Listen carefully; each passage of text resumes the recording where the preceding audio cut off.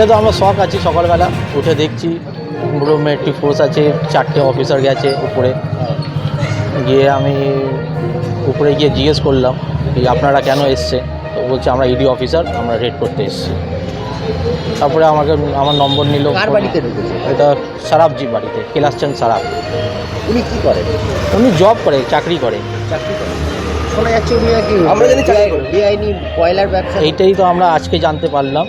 আমরা জানতাম লোহার কারবার করে, কোম্পানিতে স্ক্র্যাপের কাজবার হয়, এটাই জানতাম।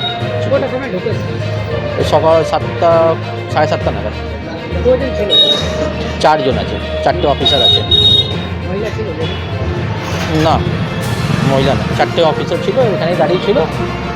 দাঁড়িয়ে এই বাড়িরই বাসিন্দা। হ্যাঁ, আমি আপনাদের কি আতঙ্কে রয়েছে যে এরকম হঠাৎ করে এরকম 4টার বাড়ি? আমরা তো শখ আছি।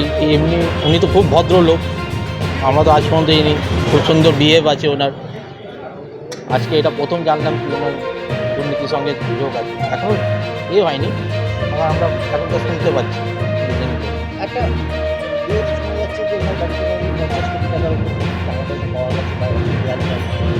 না না, নর্মাল যেগুলো থাকে, বয়স আছে না, 60+ বয়স আছে ওনার।